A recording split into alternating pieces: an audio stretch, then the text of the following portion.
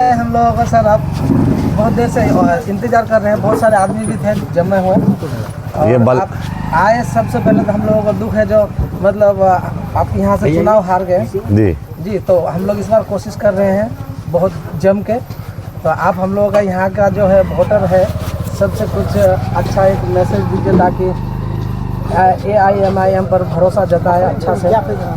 देखिए, सबसे पहले मैं अल्लाह का शुक्रिया अदा करता हूँ कि अल्लाह ने मुझे इतनी इज़्ज़त दिलाई और अल्लाह रब्बुल इज़्ज़त ने लोगों के दिलों में डाला ताकि लोग ने 80,000 से ऊपर लोगों ने मुझ पर विश्वास किया। और जीत हार तो मुक़द्दर का फ़ैसला है। हम चुनाव हारे हैं लेकिन अपना संघर्ष करना, अपनी मेहनत करना, जद्दोजहद करना और हिम्मत नहीं हारे हैं। और आने में ताख़ीर हुई क्योंकि ये भी इसमें मोहब्बत का मामला है। जिस चौक में, जिस गाँव में जा रहे हैं लोग, जिस जज्बात, जिस एहसासात से मिल रहे हैं, कोई रो रहा है, कोई गले मिल रहा है, तो उसको छोड़ के आप नहीं जा सकते हैं। उसका प्यार वही अल्लाह कहता है कि वह तो इज़्ज़ो मंतशा वह तो ज़िल्लो मंतशा। तो इज़्ज़त देने वाला अल्लाह है। तो अल्लाह जो इज़्ज़त दिला रहा है, मैं इसका शुक्रगुज़ार हूँ। मैं अपनी माँओं बहनों का शुक्रगुज़ार हूँ। उन्होंने नफिल रोज़ा रखा, उन्होंने सजदा में दुआएं की। मैं उलेमा हज़रात का शुक्रगुज़ार हूँ। मैं परदेसी भाई, जो मेरे भाई पूरे हिंदुस्तान के मुख्तलिफ़ रियासत से आए वोट देने, और उनका एक ही मकसद था कि मुझे वोट दे और MIM को कामयाब करे, मैं उनका शुक्रगुज़ार हूँ। और मैं इस इलाके के पूरे बलरामपुर, बारसोई, आबादपुर, बिगोर जो चारों एतराफ़ के नौजवान हैं, मैं उनका शुक्रगुज़ार हूँ। उन्होंने, बहुत लोगों ने मुझसे मुलाकात भी नहीं की लेकिन उन्होंने मेरे लिए जद्दोजहद की, मेहनत की, संघर्ष किया। उन्होंने अपने बुज़ुर्गों को समझाया, कहीं ना कहीं कुछ कमी थी लेकिन जो माया जाल इन्होंने, महागठबंधन का माया जाल लोगों के सामने से उठ गया कि आपके इलाके में, इस इलाके में तरक्की होना है, इस इलाके में बदहाली दूर होना है। तो मोदी का डर दिखा के, भाजपा का डर दिखा के, अरे मोमिन डरता है तो सिर्फ अल्लाह से डरता है, झुकता है तो अल्लाह के सामने झुकता है। 11 साल से मोदी जी आँख से आँख मिलाकर बैरिस्टर साहब बात करते हैं पार्लियामेंट में, मुद्दा उठाते हैं। हम पूछना चाहते हैं, तारिक साहब जो MP है हमारे, लाल गमछा लगा के आप गली गली घूमा आपने, आप बतलाइए ट्रिपल तलाक पे तारिक साहब का कोई एक वीडियो दिखा दे।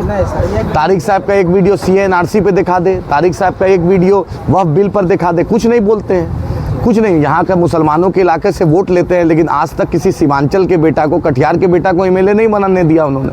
बतला दीजिए, एक नाम बता दीजिए। 77 से तारिक साहब को हम लोग ढो रहे हैं, 77, 80, 85 आज तक ढो रहे हैं। बतलाएं तारिक साहब, एक लड़के का नाम बता दे, एक का किसी सिर पर हाथ रख दे कि मैंने इसको MLA बनाया, मैंने इसको MLC बनाया।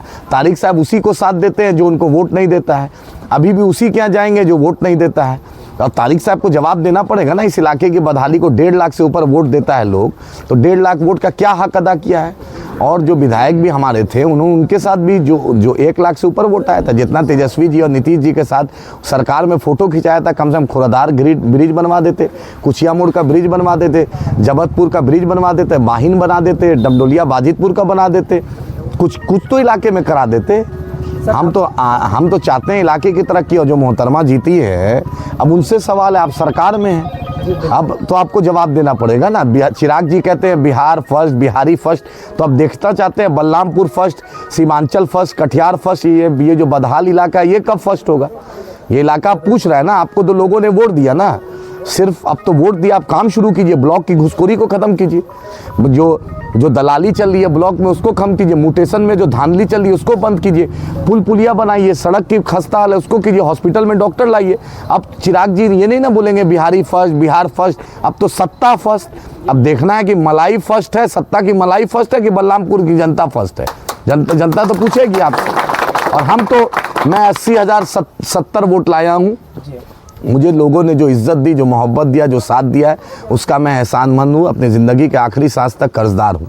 इंशाल्लाह उनको याद रखे, जो मोहतरमा जीती हैं उनको याद रखे कि अपोजिशन में आदिल हसन है, अपोजिशन में कोई दूसरा नहीं है। एक एक मुद्दा, मुझे RTI एक्ट भी आता है, मुझे सुप्रीम कोर्ट का भी दरवाज़ा आता है, मुझे इलेक्शन कमीशन का भी दरवाज़ा आता है, मुझे प्रधान सचिव का भी दरवाज़ा देखा हुआ है, चीफ सेक्रेटरी की भी ऑफिस देखी हुई है, और वक्त के जो चीफ मिनिस्टर हैं जो हुए हैं नीतीश जी, उनका भी ऑफिस देखा हुआ है।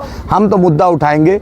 याद रखिए, उनको वोट लोगों ने दिया है तो उस वोट का कर्ज, उस वोट का एहसान उनको करना पड़ेगा। सिर्फ पटना में बैठने से नहीं होगा और चिराग जी के आगे पीछे घूमने से नहीं होगा। आपके सरकार में 2 मंत्री लोजपा का बना है, उनको इस इलाके की बदहाली को दूर करना पड़ेगा। नौजवानों का मुद्दे उठाने पड़ेगा। और दादर गुवाहाटी एक्सप्रेस से 2 बार रुकती है, उस मुद्दे को बॉम्बे से लोग, हज़ारों लोग इस इलाके के रहते हैं, रुकवाइए मैडम, सरकार में आप हैं।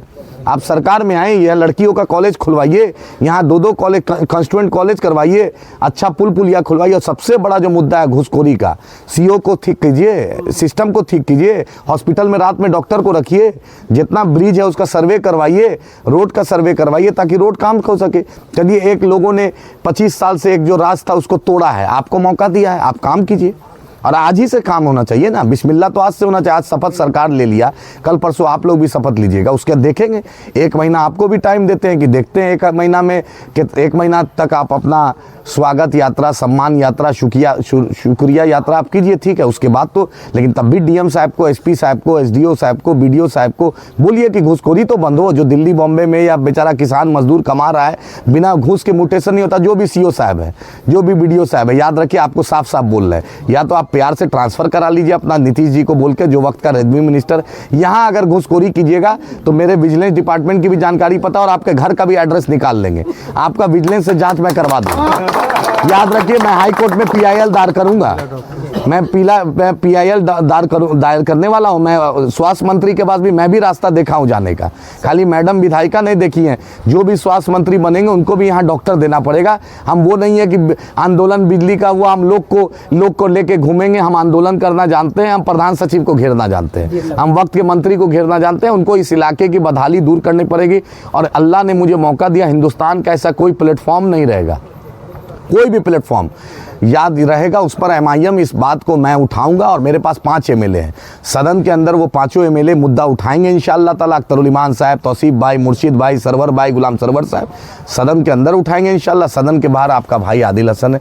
याद रखिए, बलरामपुर बारसोई के लोग ने जो वोट दिया है, उस वोट की लाज अल्लाह रखेगा। और इंशाअल्लाह हम इस लड़ाई को, संघर्ष को करेंगे, आगे बढ़ाएंगे। बलरामपुर बारसोई को मायूस होने की ज़रूरत नहीं है। जहाँ तक इलेक्शन कमीशन और टेक्निकल गलती दिखती है VVPAT में और दूसरे मामले में, इंशाअल्लाह ताला हम हाई कोर्ट जा रहे हैं और हम सरकार इलेक्शन कमीशन को चैलेंज करेंगे। हम उम्मीद करते हैं हाई कोर्ट इस पे बेहतर निर्णय लेगा और दूध का दूध पानी का पानी करेगा। आदिल भाई साइलेंट करो ना मोबाइल। सर एक सवाल था सर, बोलिए। जनता का सवाल है ये, हाँ। जो AIMIM पूरा बिहार में चुनाव क्यों नहीं लड़ रहा है? कुछ सीमांचल एरिया में ही सीमित क्यों रह जाता है? हमने तो अलायंस में 6 सीट की बात की थी, आप 6 सीट क्यों नहीं दे दिए? दीपांकर भट्टाचार्य साहब ने तो कहा कि MIM से गलती, MIM से नहीं गठबंधन करना गलती है। और हम तो 20-25 सीट पे लड़ते हैं, 225 सीट पे आप लड़के जीत जाते। आपको कौन रोका था? आप और हम तो अदानी के चंदा पे नहीं चलते हैं ना, हम तो अंबानी के चंदा पे नहीं चलते हैं। हम तो इलेक्ट्रॉल बॉन्ड का चंदा नहीं लेते हैं कि हजारों करोड़ रुपया तेजस्वी जी को आया था, भाजपा को आया था, कांग्रेस को आया था, जदयू को आया था। मेरे पास तो हजारों करोड़ का चंदा आता नहीं है। वाहिद MIM एक पार्टी है जो एक भी इलेक्ट्रॉल बॉन्ड का चंदा मुझे नहीं आया था, 1 रुपया नहीं आया था। वाहिद हिंदुस्तान में एक पॉलिटिकल पार्टी है जो एक भी चंदा नहीं। हम तो मंत्री बनना नहीं चाहते हैं, हम तो मुख्यमंत्री बनना नहीं चाहते, हम तो डिप्टी CM नहीं बनना चाहते। तेजस्वी जी CM बनना चाह रहे थे ना 18 तारीख को, हम तो नहीं चाहते थे। हम चाहते थे सीमांचल को स्पेशल स्टेटस मिले, सीमांचल को आर्थिक पैकेज मिले, सीमांचल में एम्स की तरह हॉस्पिटल खुले, सीमांचल की बाढ़ की तबाही दूर हो, सीमांचल का नदी कटान का मामला हल हो, सीमांचल पूर्णिया में हाई कोर्ट बेंच हो, पूर्णिया को उपराजधानी का दर्जा मिले, इस इलाके में मेडिकल, कटिहार में मेडिकल कॉलेज खुले, अररिया में खुले, पूर्णिया में सरकारी मेडिकल कॉलेज खुले, इंजीनियरिंग कॉलेज खुले। हमने कभी मंत्रालय की लालच नहीं की, हमने इस इलाके की बेहतरी की लालच की कि इस इलाके में बदहाली दूर हो। इतना लाखों लोग पलायन होता है, उसके रोजगार की बात की। हम चाहते हैं मकई की खेती होते उसको MSP ठीक मिले, कोल्ड स्टोरेज हो। यहाँ पे मेरी बहनें बीड़ी का कारोबार कर रही हैं, कोई कोऑपरेटिव सोसाइटी बने ताकि उनको सही पैसा मिल सके। आप चलिए चांदपारा, नलसर, हरना, रोई, चापाखोर के इलाके में देखिए, बड़ी तादाद में ऐसा कोई पंचायत, ऐसा कोई गांव नहीं है जो मेरा नौजवान दिल्ली बॉम्बे में रह रहा है। उसके लिए कोई मैकेनिज्म कीजिए, स्किल डेवलपमेंट का कीजिए। आप चलिए करणपुर, आप चलिए बलरामपुर, आप चलिए फतेहपुर, आप कोई भी एडिशनल PSC देख लीजिए, अजरेल तक का देख लीजिए, उसमें डॉक्टर नहीं रहते हैं। सरकार बिल्डिंग बना लेती है क्योंकि कमीशन खाना है भवन निर्माण मंत्री को, PC खाना है उस दूसरे लोगों को, लेकिन वहाँ डॉक्टर कौन देगा? डॉक्टर चाहिए ना उसमें। क्या बिल्डिंग लेके कोई यहाँ चार डालेंगे? वक्त का स्वास्थ्य मंत्री को इस बात का देखना है, रेवेन्यू मिनिस्टर को देखना है कि क्या कहते हैं घुसखोरी नहीं हो। जो PDS मंत्री बनेगा, आपूर्ति मंत्री, उसको देखना है कि 5 किलो अनाज मिले। ये लॉलीपॉप से काम नहीं चलेगा, ये याद रखिए। सिस्टम को सुधारना पड़ेगा। नीतीश जी आप 10वें बार मुख्यमंत्री बन रहे हैं, सिर्फ नालंदा और पटना का मुख्यमंत्री अब नहीं बनने देंगे कि गंगा में 6 पुल, खोरादार ब्रिज नहीं, डमडोलिया बाजितपुर में नहीं, जमीरा में नहीं, खुशिया मोड़ में नहीं, ये कैसे होगा? इस इलाके की भी बदहाली को दूर कीजिए ना।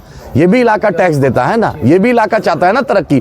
यहाँ भी तो 24 घंटा, पटना में बिजली रहेगा 24 घंटा, बलरामपुर में 14 घंटा 16 घंटा नहीं ना चलेगा। यहाँ बल्ब सीरीज होता है, यहाँ जितना बहुत इलाके में ऐसा ट्रांसफार्मर है जिसमें जो अप एंड डाउन करने के लिए जो वो होता है, फेज जो होता है अप एंड डाउन, उसमें जो क्या बोलते हैं उसको, जो हैंडल नहीं काम करता है। बहुत सारे जगह में जो सर है ना, हम लोग का यहाँ 11,000 का हाँ। पावर आया है। हाँ। तो बहुत सारे जगह में हाथ से भी आप बोलिए, तो आप ही बोलिए, हाथ से लग रहा है। तो यहाँ बिजली के पदाधिकारी क्या कर रहे हैं? याद रखिए, आदिल हसन सुप्रीम कोर्ट में वकालत किया, मैं बलरामपुर की वकालत, सीमांचल की वकालत करना जानता हूं और इंशाल्लाह सदन के बाहर मैं वकालत करूंगा। जो भी ऑफिसर हैं आपसे हाथ जोड़कर बोल रहे हैं, अगर आप बलरामपुर बारसोई को घुसखोरी का अड्डा बनाइएगा तो याद रखिए हम अतरी पचौनी का जांच कराना जानते हैं। हम आपसे बहुत विनम्र आंदोलन का अनुरोध कर रहे हैं। मैं याद रखिए, मनी ट्रायल जो कीजिएगा ना, मैं ईडी और सीबीआई और इनकम टैक्स सबका ऑफिस देखा हूं। मैं आपसे मुद्दबाना अपील कर रहा हूं, गुजारिश कर रहा हूं, इस घुसखोरी पे आपको लगाम लगाना पड़ेगा। नीतीश जी, आप भ्रष्टाचार मुक्त बिहार की बात करते हैं, लेकिन बलरामपुर बारसोई जो सीमांचल कटिहार, ये चारागाह बनने नहीं देंगे। जो भी ऑफिसर हो, याद रखिए, आप मेरे से टकराइएगा, मैं भी टकराने का कलेजा रखता हूं। आप अगर ऑफिसर है तो हम भी सुप्रीम कोर्ट के वकील हैं। याद रखिए, आप 10 केस मेरे पर फर्जी कीजिएगा, मैं भी केस का जवाब देना जानता हूं। लेकिन याद रखिए, ये शोषण, चाहे बिजली विभाग हो, चाहे कृषि विभाग हो, चाहे रेवेन्यू विभाग हो, चाहे ग्रामीण कार्य हो, चाहे पथ निर्माण हो, चाहे आपका कोई भी विभाग, स्वास्थ्य विभाग हो, खास करके याद रखिए, इसको स्वास्थ्य विभाग बिगड़ा, हर विभाग में घुन लगा है। मैं एसडीओ साहिबा जो मेरी आईएएस है, आपसे यही अनुरोध, के पाठक भी आईएएस आए थे, उनका नाम 20 साल 25 साल हुआ गए हुए, आप भी मैडम आईएएस है, कुछ अपना जलवा दिखाइए। आईएएस का जलवा अलग होता है। जो भी बीडीओ साहब, सीओ साहब, दूसरे जिम्मेदार हैं, याद रखिए, आप मत सोचिए कि वो लाल सलाम और पीला सलाम चलने वाला है। यहाँ पे एमआईएम चलने वाला है। नौजवान जवाब लेगा और डंके की चोट पे हम जवाब लेंगे। वो सब मक्कारी और अय्यारी लाल सलाम का हम चलने नहीं देंगे कि गरीबर पार्टी बोल बोल के गरीबे घूस दे रहा है। हॉस्पिटल में डॉक्टर नहीं है, एक आदमी बतला दे। इसलिए जनता ने एक आदमी बतला दे जिस गरीब के साथ इंसाफ हुआ, म्यूटेशन घुसखोरी के बिना हुआ था। हम तो लड़ाई लड़ेंगे इंशाल्लाह। अल्लाह के फजल से वकीलों की भी फौज है, नौजवानों की भी फौज है, और बैरिस्टर असदुद्दीन ओवैसी साहब की सरपरस्ती, अख्तरुल ईमान साहब की सरपरस्ती है। इंशाल्लाह अल्लाह के फजल से हर तरीके से मेरे पास हर डिपार्टमेंट का इलाज करने का डॉक्टर है। किसी को गायनेकोलॉजिस्ट चाहिए उसका भी है, ENT भी है, न्यूरो भी है, ऑर्थो भी है, जनरल मेडिसिन भी है और कार्डियो भी है, आंख का भी है। हर डिपार्टमेंट का डॉक्टर मेरे पास है। इसलिए पदाधिकारी साहब, आपकी मैं इज्जत करता हूं, क्योंकि मैं खुद एक एडिशनल कलेक्टर का लड़का हूं, खुद ऑफिसर का लड़का हूं। हाथ जोड़कर बोल रहा हूं कि बलरामपुर बारसोई को चारागाह मत बनाइएगा। मेरा आपने प्यार भी देखा है, मेरे पास सब रास्ता पता है, सरकार के जितने तंत्र हैं उस रास्ता पता है। मैं इस इलाके की बदहाली को दूर करने का वचनबद्ध हूं। इंशाल्लाह इस इलाके की बदहाली को दूर करने के लिए अपनी आखिरी सांस तक कोशिश करूंगा, अल्लाह ने चाहा। आपसे यही अपील है, गुजारिश है कि मेरे लिए दुआ कीजिए। अल्लाह ने चाहा तो इस इलाके की बदहाली दूर होगी। मैं हारा ज़रूर हूं, लेकिन हिम्मत नहीं हारा हूं। इंशाल्लाह ताला, इंशाल्लाह 80,000 से ज़्यादा लोगों ने मुझ पर विश्वास किया है। इंशाल्लाह ताला मैं इस लड़ाई को लड़ूंगा और मेरा ईमान इन्नल्लाह अला कुल्ले शैइन कदीर पे। अल्लाह जो करता है अच्छा करता है, अल्लाह जो करेगा अच्छा करेगा। और मेरा सबसे बड़ा ईमान में एक पुख्तगी है, इन्नल्लाह मा साबरीन।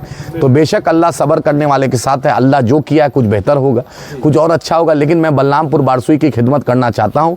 इंशाल्लाह आखिरी सांस तक इस मिट्टी का, इस सीमांचल का, इस बलरामपुर बारसोई का मैं लड़ाई लड़ूंगा और यहाँ के इंसाफ दिलाऊंगा। ये मेरा वचनबद्ध है, इंशाल्लाह मैं करूँगा। शुक्रिया।